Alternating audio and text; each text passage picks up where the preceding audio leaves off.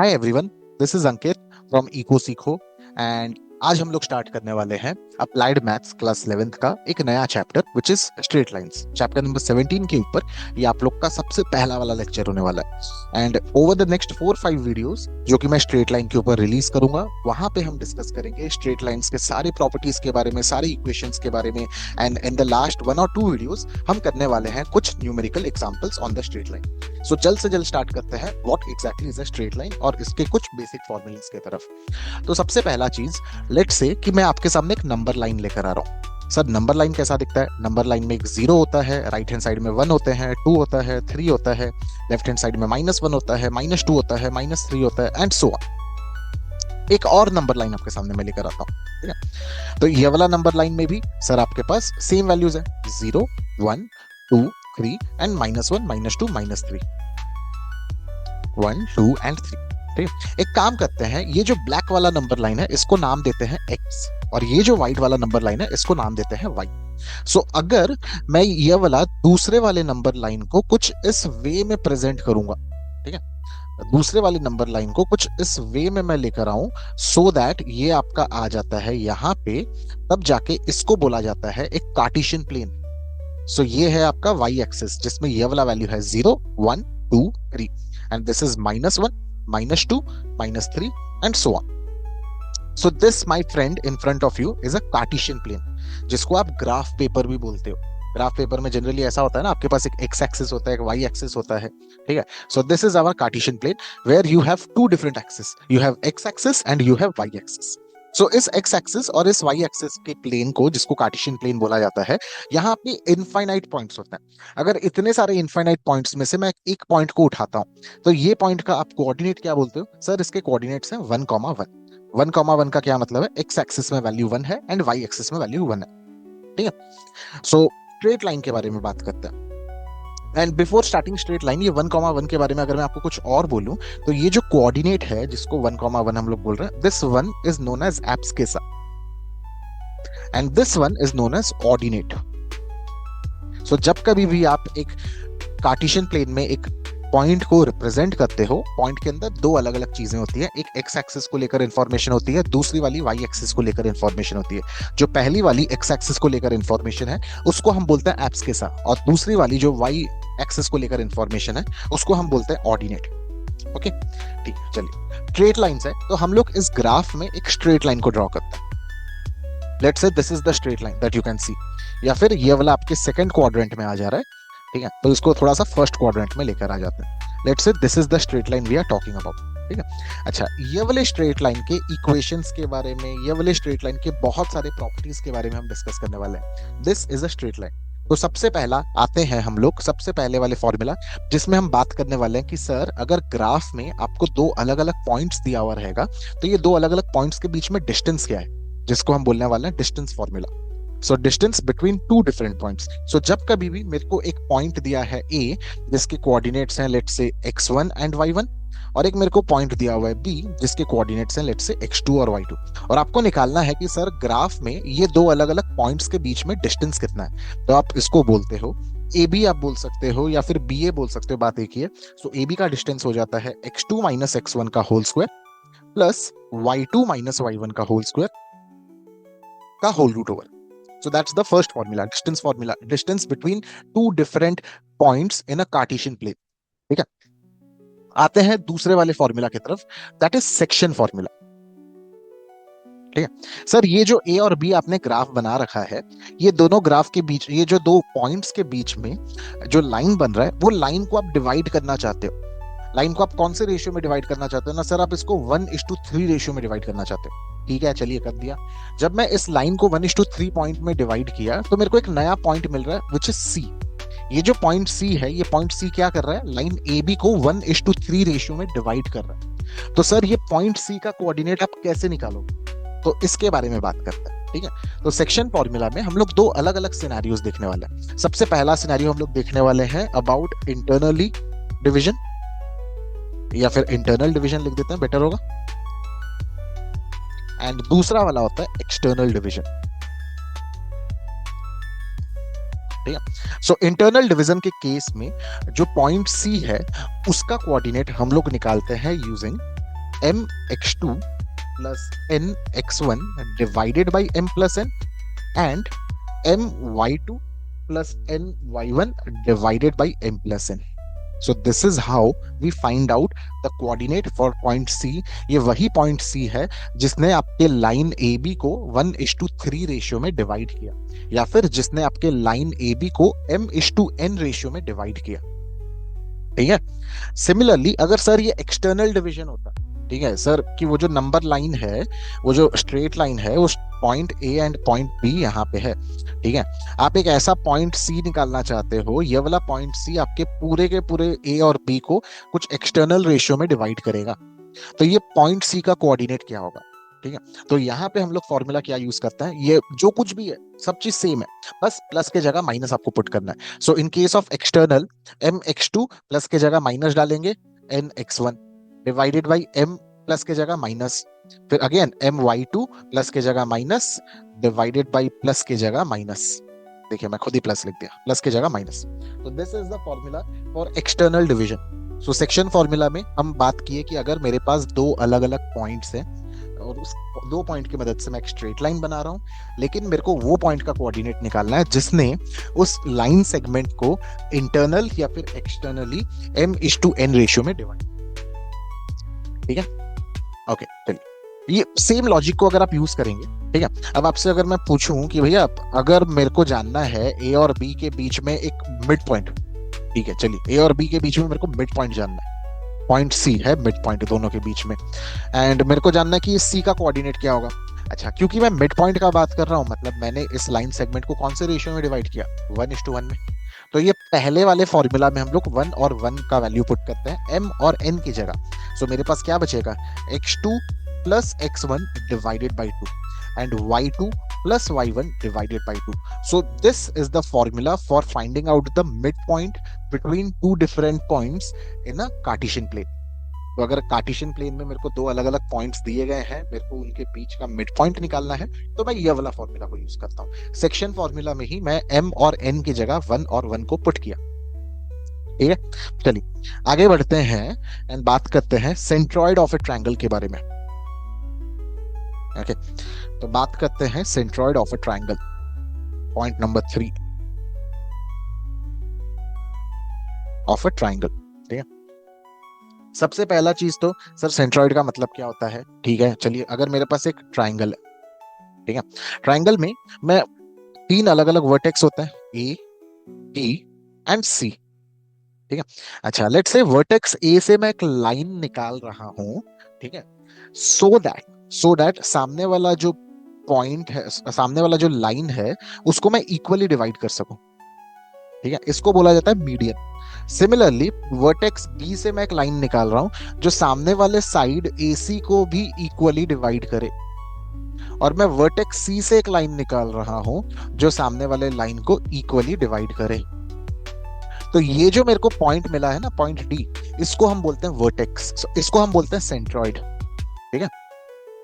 I hope हमको समझ में आया हो सेंट्रॉइड का मतलब क्या होता है. ठीक है. एक चीज ध्यान रखिएगा, हर समय हम एक ट्रायंगल में एक वर्टेक्स से तीन प्रकार के लाइंस को निकाल सकते हैं. एक लाइन ऐसा निकलेगा जो सामने वाले साइड को दो इक्वल पार्ट में डिवाइड करेगा, या फिर एक लाइन ऐसा निकलेगा जो सामने वाले साइड में जाके एक परपेंडिकुलर 90 डिग्री बनाए, या फिर एक लाइन ऐसा निकलेगा जो उस वर्टेक्स के एंगल को दो इक्वल पार्ट में डिवाइड करे. यहाँ पे हम बात कर रहे हैं एक ऐसे लाइन के बारे में जो कि सामने वाले साइड में जाके उसको दो इक्वल पार्ट में डिवाइड कर रहा है. इस लाइन को मीडियन बोला जाता है. तो सर ये जो सेंट्रॉइड बना due to intersection of three different medians, ये सेंट्रॉइड का अगर आपको कोऑर्डिनेट निकालना रहेगा, आप उसको कैसे निकालेंगे. तो इसका कोऑर्डिनेट निकालने का फॉर्मूला होता है x1 plus x2 plus x3 divided by 3, y1 plus y2 plus y3 divided by 3. x1 x2 x3 y1 y2 y3 क्या है, ये सबके कोऑर्डिनेट्स हैं. तो पॉइंट ए के कोऑर्डिनेट्स x1 y1 है, पॉइंट बी के कोऑर्डिनेट्स x2 y2 है, एंड पॉइंट सी के कोऑर्डिनेट्स x3 y3 है. सो आई होप आप लोग को समझ में आया हो. This is the coordinate for point D. ठीक है. चलिए अब आगे मूव करते हैं and discuss about the area of a triangle. ठीक है सर, आपने जो ऊपर में ट्रायंगल बनाया, अगर आपको उसको एरिया निकालना रहेगा तो आप उसको कैसे निकालेंगे? तो बच्चा, एरिया निकालने का फॉर्मूला होता है half into x1 times y2 minus y3 plus x2 times y3 minus y1 plus x3 times y1 minus y2। So this is how हम लोग निकालते हैं किसी भी ट्रायंगल का एरिया। अगर मेरे को वो ट्रायंगल के 3 अलग अलग वर्टेक्स के इंफॉर्मेशन अवेलेबल है तो मैं इजीली उसका एरिया निकाल सकता हूँ। ठीक है, आप इसको कैसे याद रख सकते हैं? यहाँ पे एक पैटर्न देखिए, यहाँ पे बाहर में ब्रैकेट्स के बाहर में हमेशा x ही है, एंड x में भी आप स्टार्ट कर रहे हैं 1 से, फिर आता है 2, फिर आता है 3, एंड क्योंकि यहाँ पे 1 लिखा गया है तो यहाँ पे 2 लिखा गया है, यहाँ पे 3 लिखा गया, क्योंकि यहाँ पे 2 लिखा गया है तो यहाँ पे 3 लिखा गया है, यहाँ पे 1 लिखा गया, एंड क्योंकि यहाँ पे 3 लिखा गया है तो यहाँ पे 1, यहाँ पे 2। सो फॉर्मूला भले ही काफी बड़ा दिख रहा है, लेकिन maths is a subject about pattern, identifying pattern. तो आपको पैटर्न दिखना चाहिए एंड चुटकी बजाते हुए आप ये फॉर्मूला को याद रख पाएंगे। ठीक है, चलिए यहाँ पे किसी बच्चे का डाउट हो सकता है मेरे लिए कि सर अगर एक ट्रायंगल में आपको 3 अलग अलग वर्टेक्स दिए रहते हैं, ठीक है, अच्छा सर, लेकिन अगर हमको एक सवाल देगा जहां पे हम लोग को 3 अलग अलग वर्टेक्स दिए गए हैं और हमको पूछा गया है कि ये 3 अलग अलग वर्टेक्स या फिर 3 अलग अलग पॉइंट के मदद से एक ट्रायंगल आप बना सकते हो क्या? ठीक है, कुछ लोगों को समझ में नहीं आया सवाल। चलिए देखिए, तो अगर मेरे पास एक प्लेन में ये 3 अलग अलग पॉइंट्स है, ठीक है, पॉइंट ए, बी एंड सी, क्या मैं ये 3 अलग अलग पॉइंट्स को यूज करके एक ट्रायंगल बना सकता हूँ? The answer is no, obviously not. मैं ये 3 अलग अलग पॉइंट को यूज करके एक ट्रायंगल नहीं बना सकता। क्यों? क्योंकि ये तीनों का तीनों पॉइंट कोलिनियर है, ये तीनों का तीनों पॉइंट एक ही लाइन में रहता है। अगर पॉइंट बी यहां कहीं भी होता तो आप इसको यूज करके एक ट्रायंगल बना पाते और वो ट्रायंगल का कुछ एरिया निकाल पाते। ठीक है, तो कैसे हम आइडेंटिफाई कर सकते हैं कि 3 अलग अलग points in a cartesian plane ये कोलिनियर है कि नहीं है? By looking at its area. तो ये एरिया का फॉर्मूला यूज करके अगर आपका एरिया 0 आएगा तो आप यहां से कंक्लूड करोगे कि वो जो 3 अलग अलग पॉइंट है वो एक्चुअली में कोलिनियर है। लेकिन वहीं पर अगर आप एरिया निकालने जाते हो और ये कुछ पॉजिटिव आएगा तो आप बोल सकते हो कि यस, ये 3 अलग अलग पॉइंट्स कोलिनियर नहीं है। ठीक है, और वहीं पर अगर आपका एरिया नेगेटिव आता है, जो कि कभी आएगा ही, ठीक है, इसका वैल्यू हमेशा 0 या फिर पॉजिटिव ही आने वाला है, नेगेटिव ये कभी भी नहीं आएगा। ठीक है, सो बच्चा बेटी ये था about the area of a triangle. I hope आप लोग को अभी तक सारा चीज समझ में आया हो। ठीक है, अब क्योंकि एरिया खत्म हो चुका है तो बात करते हैं स्ट्रेट लाइन के स्लोप के बारे में। ठीक है, चलिए, तो लेट्स से ये वाला है मेरा एक कार्टेशियन प्लेन। हमको ऑलरेडी पता है कार्टेशियन प्लेन में एक एक्स एक्सिस होता है, एक वाई एक्सिस होता है। ठीक है, अच्छा, इस कार्टेशियन प्लेन में मेरे पास एक स्ट्रेट लाइन है जो कि कुछ ऐसा दिख रहा है। ठीक है, ये है मेरा स्ट्रेट लाइन। मेरे को जानना है इस लाइन के स्लोप के बारे में। ठीक है, तो आपसे जब कभी भी एक लाइन के स्लोप के बारे में डिस्कस किया जाता है, आपसे बात किया जाता है कि वो लाइन कितना इंक्लाइंड है, वो लाइन कितना उठा हुआ है। ठीक है, तो अगर इंक्लाइंड के बारे में बात करें तो एक्स एक्सिस को अगर आप देखोगे तो एक्स एक्सिस का इंक्लिनेशन कुछ है ही नहीं, एक्स एक्सिस तो पूरा फ्लैट है। ठीक है, तो एक्स एक्सिस का जब कभी भी हम लोग स्लोप बात करते हैं, the slope of x axis is equals to 0। And अगर वाई एक्सिस के बारे में बात करें तो सर वाई एक्सिस का इंक्लिनेशन तो सबसे ज्यादा है, तो वाई एक्सिस के स्लोप के बारे में जब कभी भी बात किया जाता है सर इसका स्लोप तो अनडिफाइंड है। ठीक है, तो ये जो स्ट्रेट लाइन सर आपने बनाया, फिर इसका स्लोप कैसे निकाला जाएगा, यही हम लोग डिस्कशन करने वाले हैं। So let us start the discussion of slope of a straight line. तो slope of a straight line को हम लोग डिनोट करते हैं एक इंग्लिश अल्फाबेट एम से।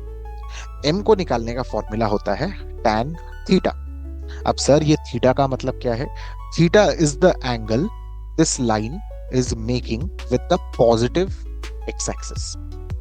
एक्स एक्सिस के साथ एंटी क्लॉकवाइज डायरेक्शन में एक लाइन जितना भी एंगल बनाता है उस एंगल को हम बोलते हैं थीटा।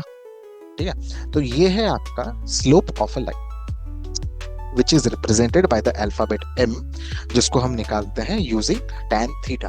ठीक है, tan थीटा आप बोलिए या फिर आप ऐसे भी बोल सकते हो sir, it is y2 minus y1 divided by x2 minus x1। So slope को निकालने का दो अलग अलग तरीका है, आप tan थीटा के थ्रू निकाल सकते हो या फिर y2 minus y1 by x2 minus x1 कर सकते हो। अब कुछ लोगों को डाउट है सर ये दूसरा वाला फॉर्मूला समझ में नहीं आया, चलिए इसको देखते हैं। तो अगर आपको बोला गया है कि दो अलग अलग पॉइंट है, point A and point B, point A के कोऑर्डिनेट्स मेरे को दिए गए हैं x1 y1 and point B के कोऑर्डिनेट्स मेरे को दिए गए हैं x2 y2, और मेरे को बोला है कि भैया ए और बी के मदद से आपका जो स्ट्रेट लाइन बनता है उस स्ट्रेट लाइन का स्लोप निकालिए। तो आपको क्या करना है, y2 minus y1 divided by x2 minus x1, यही छोटा सा चीज आपको करना है। ठीक है, चलिए अब ये जो आप मैंने एक्स एक्सिस के बारे में स्लोप जीरो लिखा, थोड़ा इसके पीछे का एक्सप्लेनेशन समझ लेते हैं। ठीक है, एक्स एक्सिस का अपने ही साथ कितना एंगल बन रहा है, आप बोलोगे सर कुछ भी नहीं बन रहा है, तो एक्स एक्सिस के केस में m का वैल्यू कितना हो जाता है, ये हो जाता है tan जीरो, और tan जीरो का वैल्यू होता है जीरो। ठीक है, वाई एक्सिस के बारे में अगर बात करें तो वाई एक्सिस का एक्स एक्सिस के साथ एंटी क्लॉकवाइज में कितना एंगल बन रहा है, आप बोलोगे सर 90 डिग्रीज बन रहा है, यस, एंड tan 90 डिग्री होता है अनडिफाइंड। सो आई होप आप लोग को ये समझ में आया हो कैसे हम लोग निकाल सकते हैं किसी भी दो अलग अलग पॉइंट्स के मदद से एक स्ट्रेट लाइन का स्लोप या फिर एंगल की मदद से एक स्ट्रेट लाइन का स्लोप। एक्स एक्सिस यहाँ पे जो आपको दिख रहा है जिसका स्लोप जीरो है उसको हम हॉरिजॉन्टल लाइन बोलते हैं, वाई एक्सिस यहाँ पे जो आपको दिख रहा है जिसका स्लोप अनडिफाइंड है उसको हम वर्टिकल लाइन बोलते हैं, और ये जो मैंने स्ट्रेट लाइन बनाया using the points A and B इसको हम बोलते हैं ऑब्लिक लाइन। ठीक है, इसको हम क्या बोलते हैं, इसको हम बोलते हैं ऑब्लिक लाइन। सर इसको ऑब्लिक लाइन क्यों बोला जाता है, ऑब्लिक लाइन बच्चा वो लाइन होता है जो ना ही हॉरिजॉन्टल होता है ना ही स्ट्रेट होता है। ठीक है, तो ये था आपके दो अलग अलग अलग टॉपिक्स। ठीक है, आगे बढ़ते हैं, let us talk about angle between two lines. Okay, angles between two lines.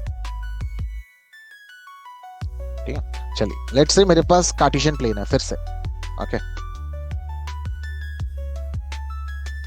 Sir, इस कार्टेशियन प्लेन में दो अलग अलग लाइंस, ठीक है, ये आपका L1 लाइन है, ये आपका L2 लाइन है, ये दो अलग अलग लाइंस एक दूसरे से इंटरसेक्ट कर रही है। ठीक है, तो सर ये दो अलग अलग लाइन के बीच में क्या एंगल बनेगा यही हम पता लगाना चाहते हैं। ठीक है, तो लेट मी अज्यूम ये जो लाइन L1 है इसका स्लोप है m1, और ये जो लाइन L2 है इसका स्लोप है m2। ठीक है, अच्छा आप एक चीज मेरे को बताइए, ये वाला एंगल कितना होगा, ये टोटल एंगल तो 180 होना चाहिए सर, स्ट्रेट लाइन है, ये वाला टोटल एंगल तो 180 होगा। ठीक है, जब कभी भी एक लाइन दूसरे लाइन से इंटरसेक्ट होता है, ये दोनों लाइंस क्या करते हैं, वो जो 180 डिग्री एंगल था ना उसको दो पार्ट्स में डिवाइड करते हैं, एक पार्ट होता है ये और दूसरा पार्ट होता है ये। ठीक है, ऐसा हो सकता है कि कभी कभी ये दोनों के दोनों पार्ट्स ही 90 डिग्री हो, या फिर ऐसा भी हो सकता है कभी कभी ये दो पार्ट में से एक पार्ट आपका 90 से कम हो, दूसरा पार्ट आपका 90 से ज्यादा हो। मैं ये बोलना चाहता हूँ कि ऐसा कभी हो सकता है कि ये वाला जो एंगल आपका बन रहा है ये 60 डिग्री बन रहा है, तो दूसरा वाला कितना बनेगा, 120 डिग्री बनेगा। या फिर ऐसा हो सकता है ये वाला 90 डिग्री बन रहा है, दूसरा वाला कितना बनेगा, ये भी 90 बनेगा। या फिर ऐसा हो सकता है ये वाला 100 डिग्रीज बने, तो दूसरे वाला कितना बनेगा, 80 बनेगा। यही तीन पॉसिबिलिटी है, या फिर बोला जाए यही दो पॉसिबिलिटी है, एक या तो दोनों मेरे राइट एंगल्स बनेंगे या तो दोनों एक्यूट ऑब्ट्यूज बनेंगे, मतलब 90 से कम 90 से ज्यादा। ठीक है, तो सर यहाँ पे अगर आपको निकालना है कि ये जो दो एंगल्स बन रहे हैं ये दो एंगल्स का प्रॉपर वैल्यू अगर आपको निकालना है तो आप कैसे निकालेंगे। ठीक है, चलिए बात करते हैं। तो लेट मी अज्यूम, ठीक है, ये पहले वाले लाइन का स्लोप m1 है, दूसरे वाले लाइन का स्लोप m2 है, तो यहाँ पे मैं बोलना चाहता हूँ द एंगल बिटवीन देम, अगर मेरे को एक्यूट वाला एंगल निकालना है तो मैं बोलता हूँ tan alpha is equals to m1 minus m2 divided by 1 plus m1 m2। अगर मेरे को ऑब्ट्यूज वाला एंगल निकालना है तो मैं बोलता हूं tan alpha is equals to minus of m1 minus m2 divided by 1 plus m1 m2. These are the two formulas that we use to find out the angle between two lines. ठीक है, एक छोटा सा example करते हैं कि sir पहले वाले लाइन का स्लोप आपने निकाला और ये आपका आया लेट्स से 60 डिग्रीज, दूसरे वाले लाइन का स्लोप भी आपने निकाला। ठीक है, अच्छा स्लोप के बारे में बात हो रहा है, सॉरी, पहले वाले लाइन का स्लोप आपका आ रहा है लेट्स से -2, दूसरे वाले लाइन का स्लोप सर आ रहा है आपका लेट्स से 3। ठीक है। तो सर आपको यहाँ पे निकालना है ये दो अलग अलग लाइंस के बीच में जो कुछ भी एक्यूट एंगल बन रहा है उसको आपको निकालना है, वो एक्यूट एंगल है कितना। ठीक है? तो फॉर्मूला जब मैं यूज करूंगा मेरे को पता है tan alpha is equals to acute के लिए मैं ये वाला फॉर्मूला को यूज करने वाला हूँ, M1 माइनस M2। आप कुछ भी M1 लीजिए कुछ भी M2 लीजिए, फर्क नहीं पड़ता। क्यों? क्योंकि आपको करना है मॉड। मॉड क्या करता है? नेगेटिव साइन को हटा देता है। ठीक है। तो अगर M1 की जगह मैं -2 लिखूं, M2 की जगह मैं 3 लिखूं, या फिर 3 और 2 लिखूं, -2 लिखूं, एक ही बात है। Okay, so -2 plus 3, I am sorry, -2 and this is -3, okay, divided by 1 plus -2 times 3। तो ये वाला कितना हो जाएगा? ये वाला आपका होने वाला है -5 divided by 1, this is -2 times 3, that is -6, -6 का mod, which is equals to -5 by -5 का mod, which is equals to how much? ये आपका हो जाएगा 1, 1 का मॉड विल बी 1। सो आप ये बोलना चाहते हो कि tan अल्फा का वैल्यू है 1। ठीक है। लेकिन आपको क्या निकालना था? आपको निकालना था एंगल। तो अगर tan अल्फा का वैल्यू 1 है तो tan का वो कौन सा डिग्री में आपको 1 मिलता है? सर जब अल्फा का वैल्यू 45 होता है तब tan 45 होता है 1। समझ में? So this is what we are doing. तो ये दो अलग अलग एंगल्स, जब दो अलग अलग लाइंस एक दूसरे से इंटरसेक्ट करी, दोनों के बीच में जो कुछ भी एंगल बना है उस एंगल के बारे में मैं क्या बोल सकता हूँ कि वो एंगल है 45 डिग्री, वो एक्यूट एंगल है 45 डिग्री। एंड अगर आपसे पूछा जाएगा वो ऑब्ट्यूज एंगल कितना है, तो सीधा आपको माइनस कर देना है यहाँ पे। So it will be minus, like it will be 135 degrees. ठीक है। सर फॉर्मूला की मदद से बताइए। तो चलिए आपको फॉर्मूला की मदद से बताता हूँ।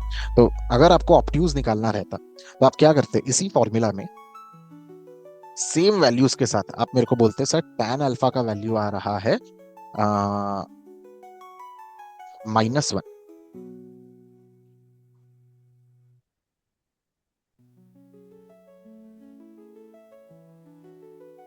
ठीक है। आप मेरे को यही तो बोलते, या फिर आप यहां से मेरे को ये बोलते कि sir -tan alpha is equals to 1, या फिर आप मेरे को ये बोलते -tan अल्फा को मैं ऐसे भी लिख सकता हूं, tan 180 minus alpha is equals to 1।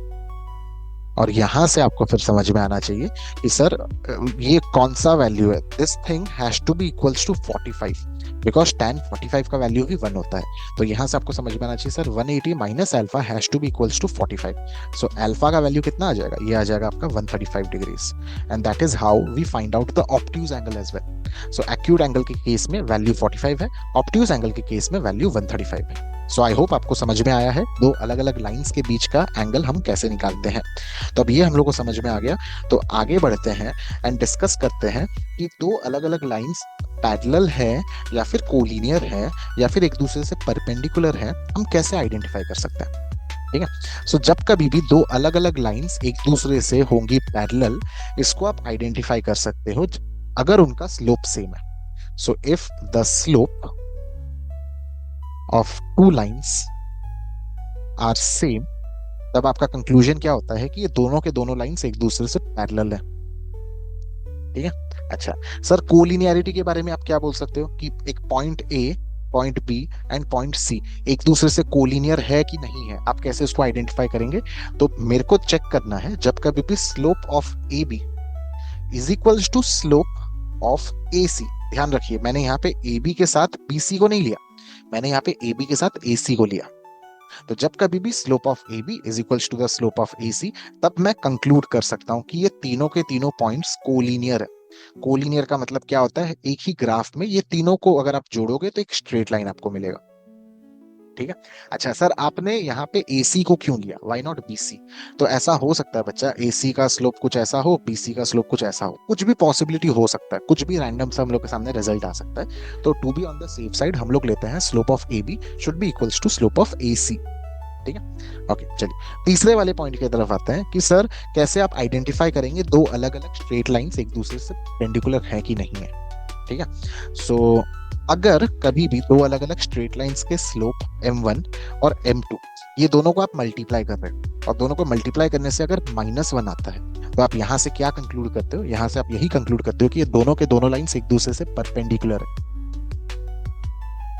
So perpendicular check करने के लिए मेरे को दोनों के स्लोप्स को मल्टीप्लाई करना रहता है, एंड अगर दोनों को मल्टीप्लाई करने से -1 आता है तब जाके मेरा कंक्लूजन होता है कि भैया दोनों के दोनों लाइंस परपेंडिकुलर है। ठीक है। सो आज के इस वीडियो लेक्चर में इतना ही मेरे को आपसे डिस्कशन करना था। आई होप आप लोग को मजा आया हो, लेकिन उससे भी ज्यादा आप लोग को समझ आया हो। ठीक है। सो ये था हम लोग का स्ट्रेट लाइंस के ऊपर सबसे पहला वीडियो। मैं आप लोग से बहुत जल्दी मिलने वाला हूँ, and we will be discussing the equations of the straight line. So thank you so much. Keep watching, keep sharing, and love you all. Bye.